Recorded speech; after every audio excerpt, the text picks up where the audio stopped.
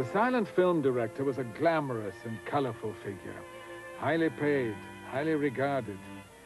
Yet there was no training for his job. They got me a chair and gave me a little megaphone, and then they carefully taught me what to say. Allan Dwan was one of the earliest of all directors. He joined the industry in 1909. First, you say camera, and the camera starts to turn.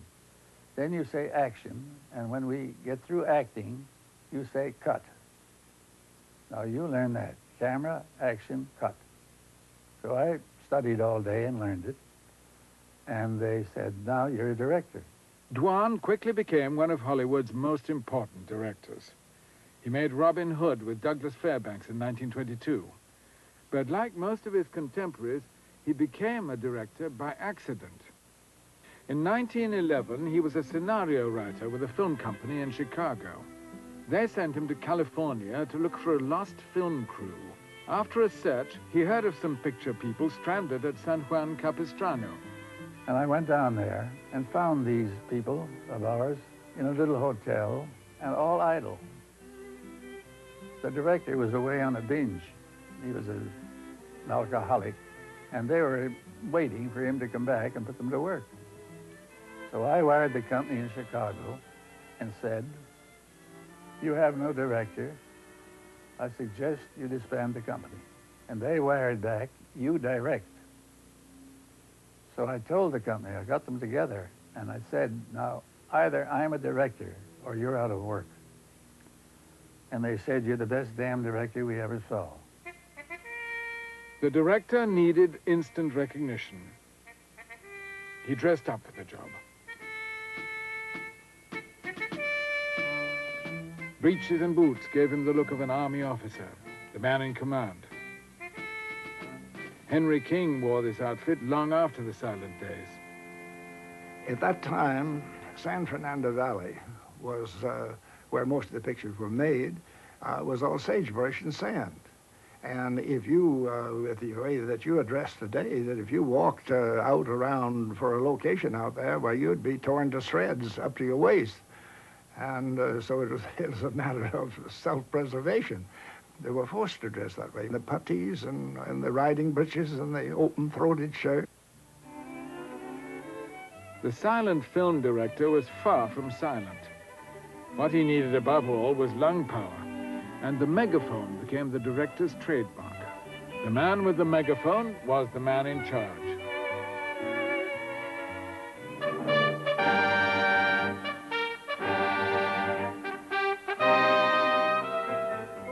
Megaphones came in all sizes, for long shots, medium shots, close-ups, and big close-ups.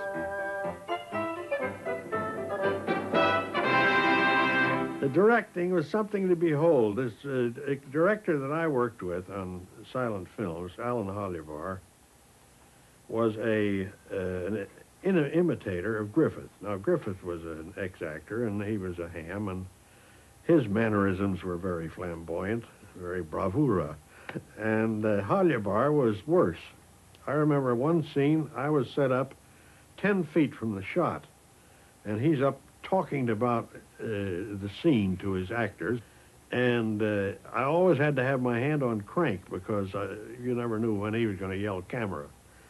This time he sprang in the air and he lurched back, camera, and knocked my camera over. And I go down cranking on this thing to the floor.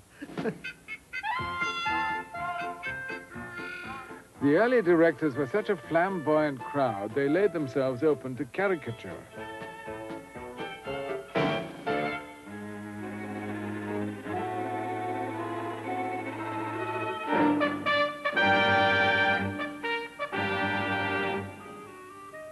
Snub Pollard may not look much like Erich von Stroheim, but the volatile behavior is unmistakable.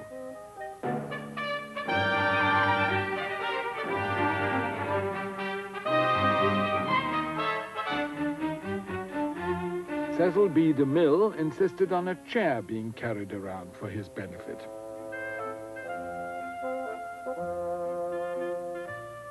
Ben Turpin carried it one stage further.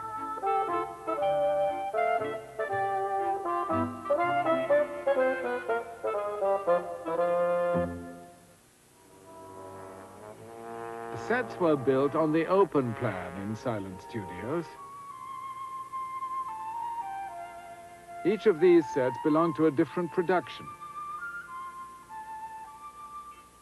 Directors worked back to back and side by side, which could lead to surprises. Well, Phyllis Smalley was a real gentleman, loved the ladies. He was a little fancy Dan, if you know what that means.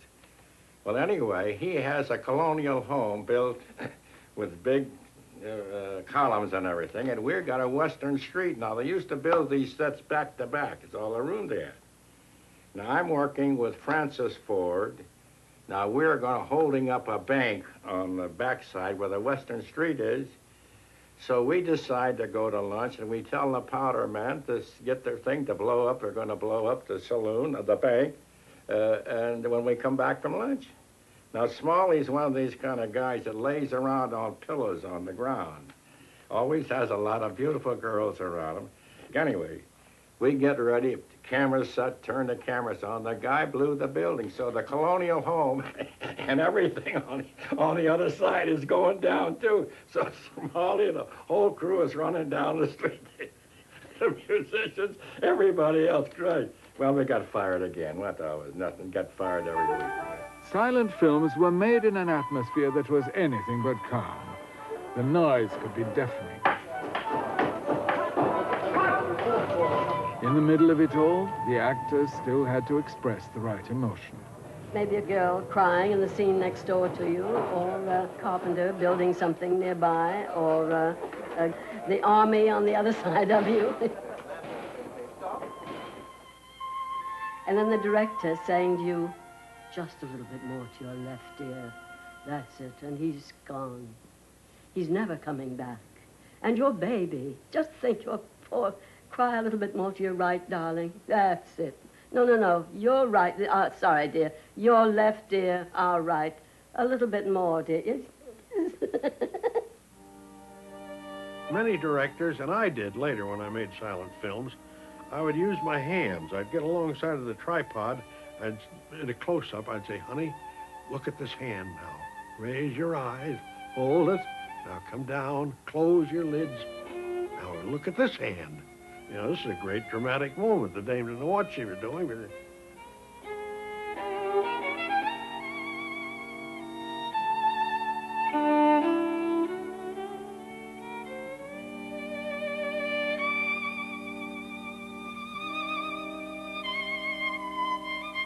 it was a pure medium of movement. And so, while a guy looked silly down there, waving his arms around, having people look at him, he could gauge what's happening by the visuals. Didn't hear anything. He could have had ear laps on, you know, so that he was watching, and he would see a poignant scene. He wanted the girl to drop her eyes and look sad, and boom, he'd direct that way. And he used the corniest phrases you ever heard. Show People was an MGM comedy which kidded the early directors mercilessly.